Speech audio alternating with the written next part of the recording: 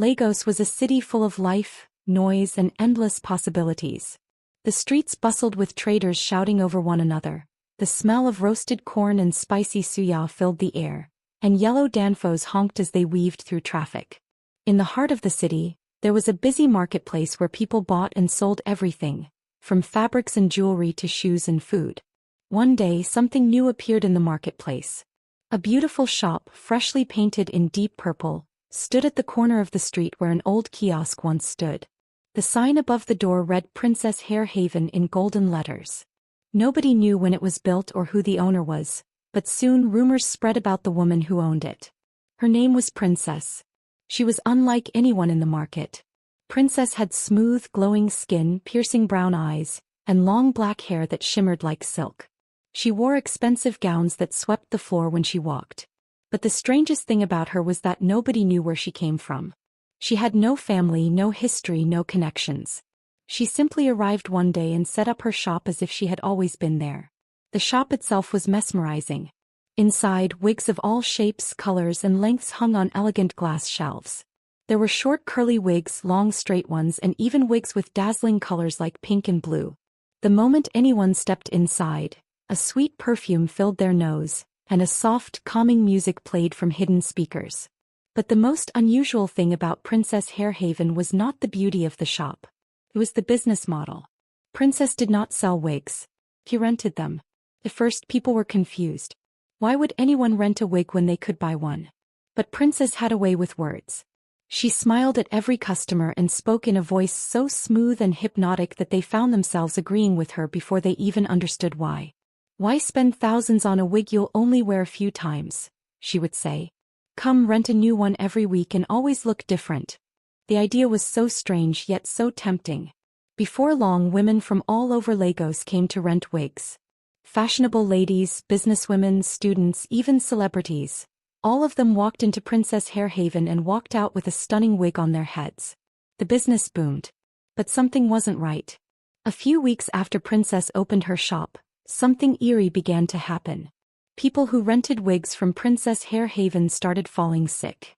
At first it was small things, a headache here, a fever there. But then it got worse. Women woke up feeling drained, weak, and exhausted. Some of them felt as if their energy was being pulled out of their bodies.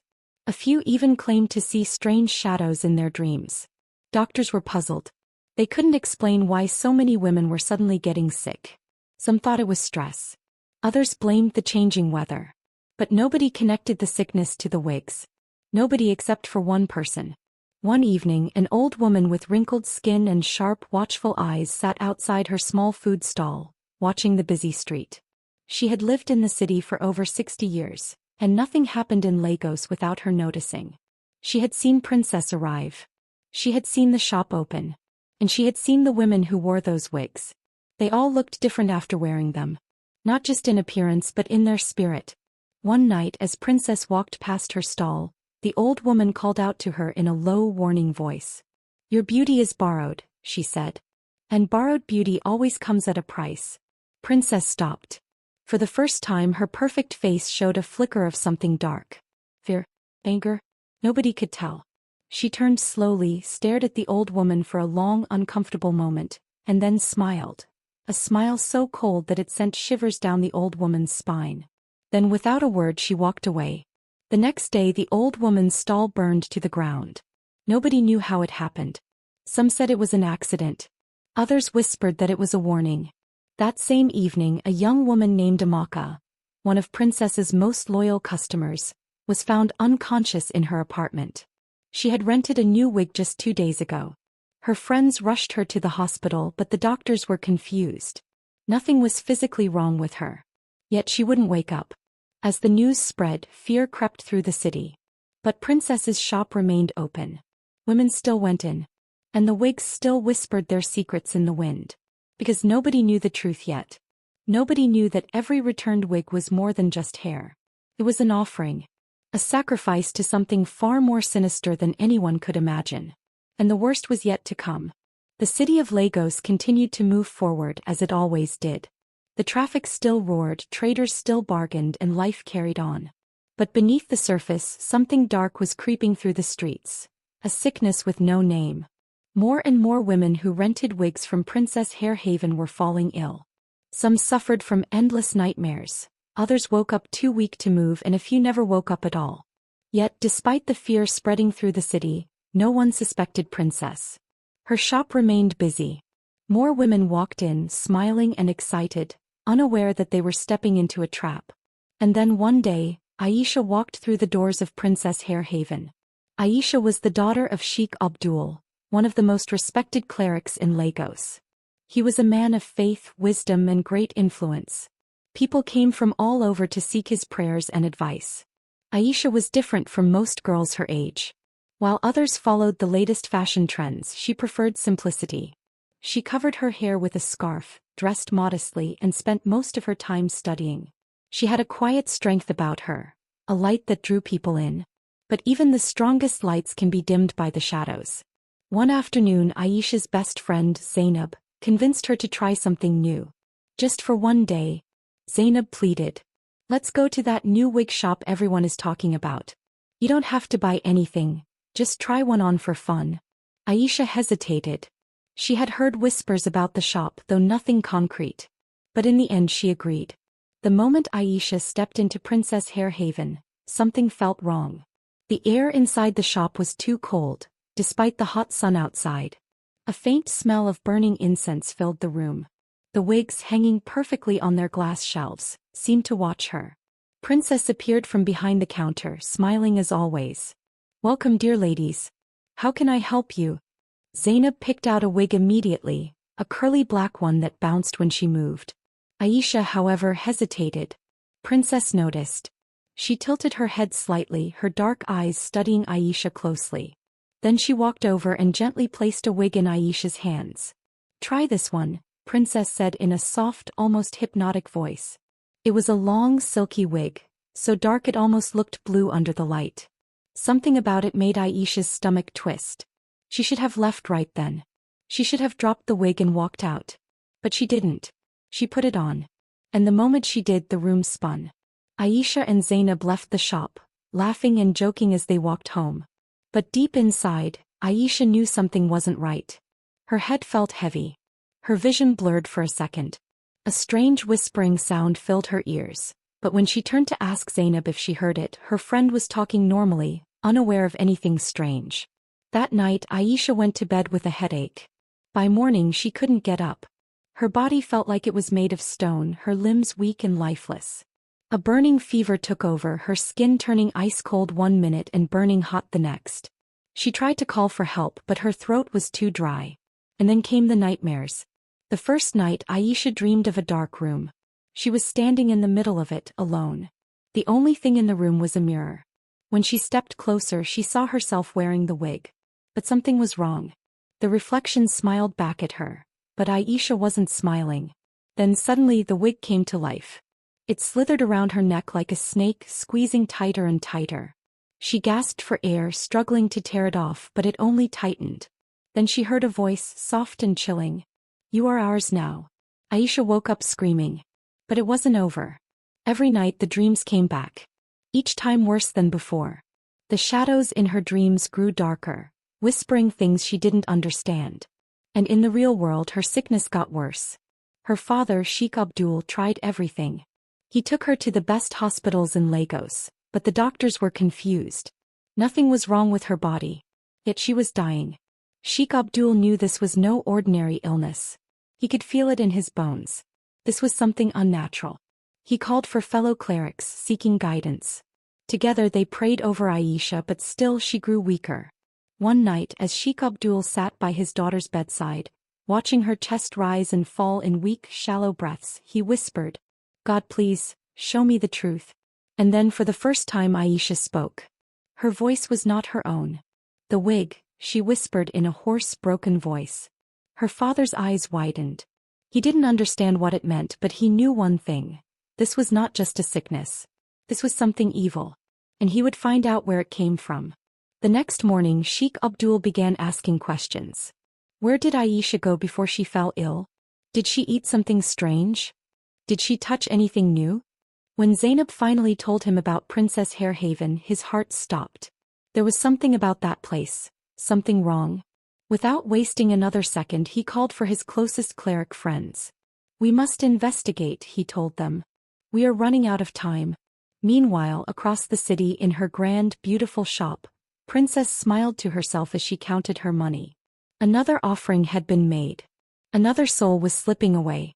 But she had no idea that soon her secrets would be exposed. The sickness spread quietly through Lagos. It did not announce itself with sirens or warnings. It moved in shadows, whispering through the streets, claiming one victim at a time. No one connected the dots. Not at first. Women rented wigs from Princess Hair Haven, wore them with pride, and walked the streets of Lagos looking more beautiful than ever. But then days later they would wake up tired. A deep, soul-draining exhaustion settled into their bones. Some brushed it off as stress. Others drank herbal mixtures hoping to shake off the creeping weakness. But nothing worked. The sickness deepened. The victims became hollow, their eyes losing light. Some had nightmares so dark they were afraid to sleep. And others, like Aisha, were slipping too far too fast. Something was wrong. And finally, people were beginning to notice. Sheikh Abdul sat by his daughter's bedside, watching her fade. Aisha had always been full of life, bright, strong, unwavering in her faith. But now she was a shell. Her skin, once glowing with warmth, was pale and cold. Her breathing was shallow. And worst of all, she didn't speak anymore. It was as if something was pulling her away from this world little by little. Doctors had failed. Medicine had failed. But prayer would not fail. Sheikh Abdul gathered 5 of the most powerful clerics in the city. They sat in his home, voices rising in prayer, calling upon the forces of light to fight whatever darkness was trying to steal Aisha away. The room trembled with power. But Aisha did not stir. And then, as the prayers intensified, something strange happened. Aisha's eyes snapped open. But it wasn't really her. Her mouth opened and a voice not her own spoke. It was deep and hollow, like an echo from the bottom of a well. "She belongs to us now." The clerics froze. A chill swept through the room as if the very walls could sense the presence of something unnatural. Sheikh Abdul's heart pounded. "Who are you?" he demanded. Aisha's lips twisted into a chilling, unfamiliar smile. Then, as suddenly as it had come, the presence vanished. Aisha collapsed, unconscious. A heavy silence filled the room. Then one of the clerics, an older man with deep-set eyes, spoke. "This is not an illness," he whispered. "This is a curse." Sheikh Abdul's hands curled into fists. A curse. But from where? And why? Then from the corner of the room a small voice spoke. It was the wig. All eyes turned to Zainab, Aisha's best friend. Her voice trembled, but she forced herself to continue. "We went to a shop called Princess Hair Haven," she said. "Aisha rented a wig from there. She put it on, and then everything started." The clerics exchanged dark looks. Sheikh Abdul rose to his feet. "Then we start there," he said. "We find out who Princess really is." Across the city, in a small apartment, another woman was also searching for the truth. Her name was Tara. She was a journalist, fighter, a woman who had built her career exposing hidden evils. But this time she wasn't just searching for a story. She was searching for revenge. Her older sister, Amaka, had rented a wig from Princess Hair Haven 1 month ago. 3 days later she collapsed. She had been in a coma ever since. The doctors had no answers. But Tara knew. She knew it wasn't normal. She knew there was something wrong with that shop. And she was going to prove it. That was why, 2 weeks ago, Tara had done something risky. She had applied for a job at Princess Hair Haven. And somehow she had been hired. For 2 weeks, Tara had worked in Princess's shop, pretending to be just another employee. She swept the floors, arranged the wigs, and greeted customers with a fake smile. But behind that smile she was watching, listening, and what she discovered chilled her to the bone. At night, when the shop was empty, the wigs seemed to breathe. She could hear whispers in the silence. Once she swore she saw a wig move on its own. But worst of all was Princess herself. Princess was too perfect, too beautiful, too ageless. She never seemed tired, never seemed worried. And somehow she always knew things she shouldn't know. Tara's instincts screamed at her. Something was very wrong. One evening when the shop was closed, Tara took a dangerous risk. She waited until Princess had left. Then she crept to the back of the shop, to a door she had seen Princess disappear into many times. It was always locked. But that night it was slightly open. Heart pounding, Tara pushed the door wider and stepped inside. And what she saw made her stomach drop. The room was dark, lit only by the flickering glow of red candles. The air smelled heavy, thick with something that made her head spin. At the center of the room was a black altar. Strange symbols were painted on the walls, swirling in patterns that made her skin crawl. And at the base of the altar was a pile of wigs. Some of them were burning. A sick realization hit her. These wigs weren't just hair. They were offerings, sacrifices, to something dark. Tara stumbled backward. She needed to get out. She needed to tell someone, tell the world. But before she could move, she heard footsteps. The air turned ice cold. A voice, smooth as silk, spoke from behind her. Curiosity is dangerous, Tara. Tara froze. She turned slowly and there stood Princess. Her face was calm. Her lips were curled into a smile. But her eyes were burning with something dark. Tara's heart pounded. She had been caught. Tara didn't know how she got out of that room alive. Maybe Princess had let her go. Maybe something had intervened. Either way she ran. She ran straight home, shaking, her mind racing. She had found the truth. But now she needed help. And the next morning when she heard a knock at her door, she opened it to find Sheikh Abdul standing there. "I believe we are looking for the same truth," he said. Tara stared at him. For the first time in weeks she wasn't alone. Together they would expose Princess. Together they would bring her down. And they had no idea how much danger they were already in. The city of Lagos was alive as always. Cars honking, street vendors shouting, the air thick with the scent of roasted corn and frying plantains. But for Tara and Sheikh Abdul the noise didn't matter.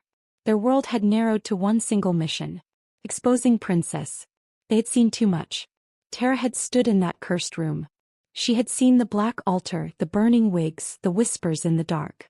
And Sheikh Abdul had heard the voice that spoke through his daughter, claiming her soul was no longer hers. Both of them knew. This was not a sickness. This was not bad luck. This was evil. And it had to be stopped. Sheikh Abdul, Tara, and a few trusted clerics gathered in a small mosque near the city center. The walls were lined with old books, their pages filled with stories of battles between light and darkness. And now they were about to fight one of their own.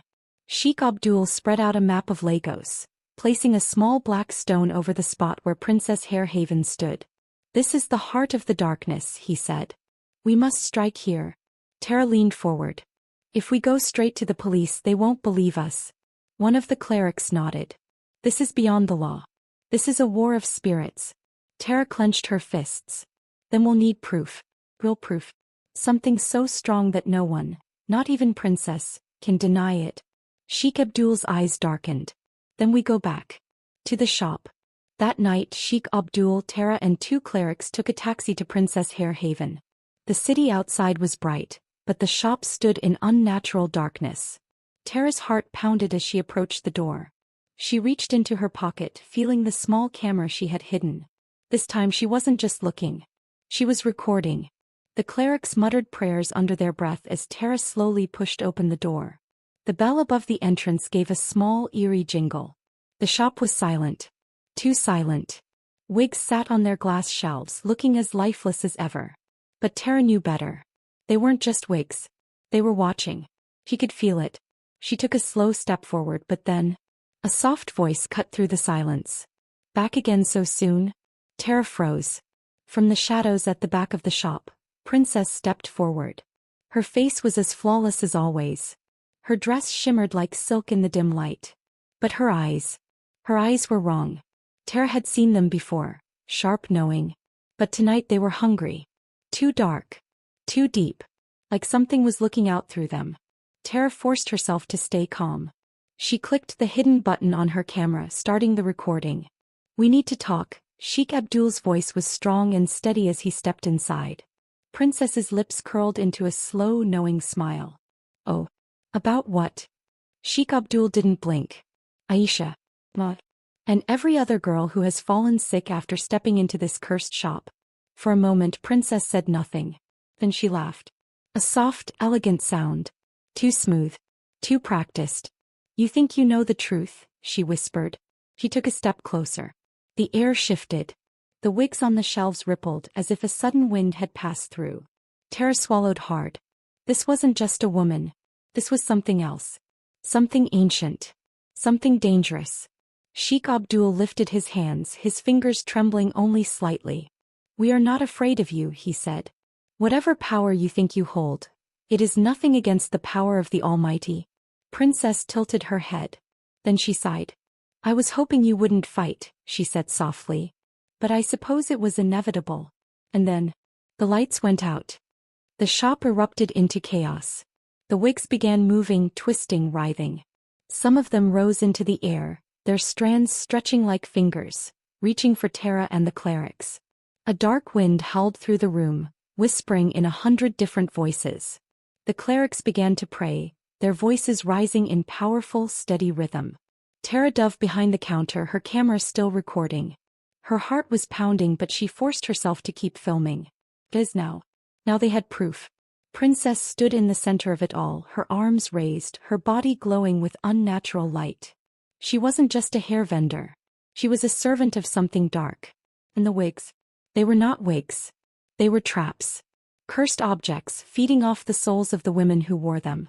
Sheikh Abdul's voice boomed over the chaos. "By the power of the Almighty, you have no place here." Princess let out a piercing scream, her body flickering like a dying flame.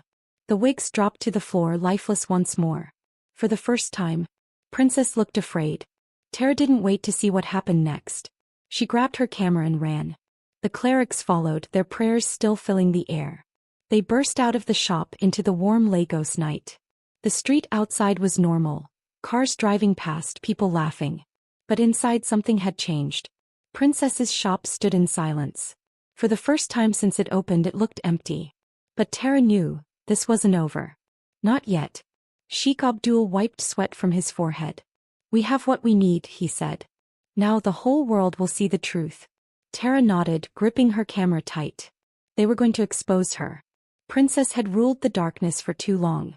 Now it was time to bring her down. The city of Lagos woke up to shocking news.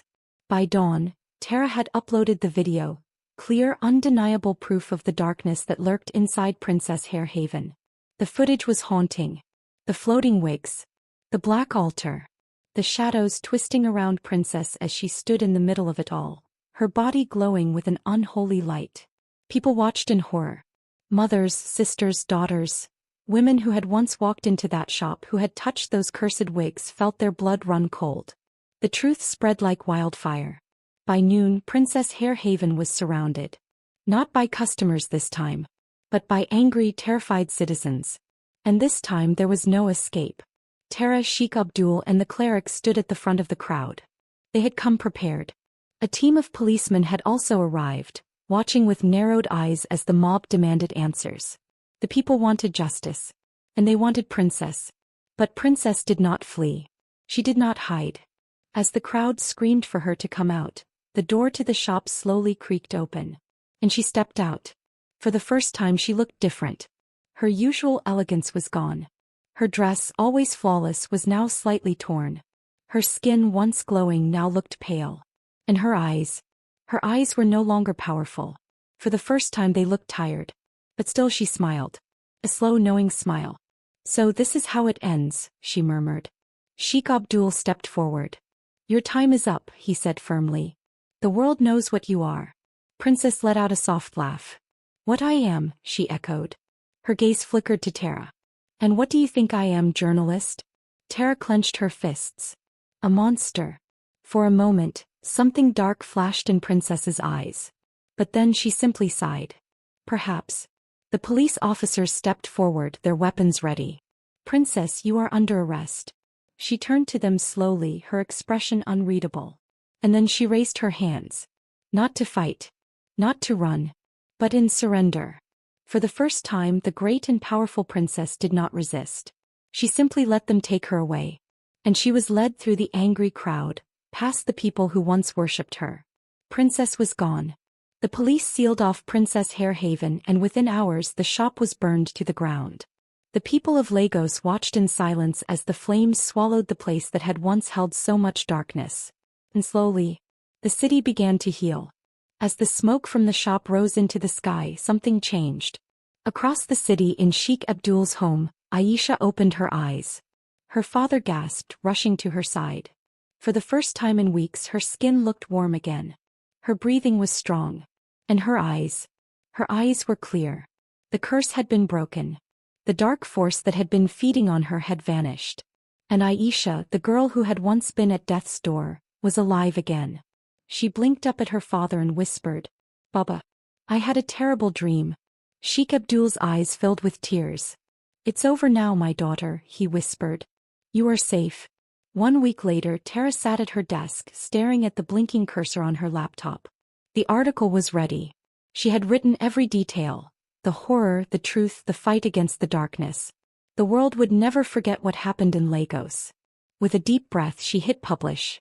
And as the article went live she felt something lift from her chest. She had done it. She had exposed Princess.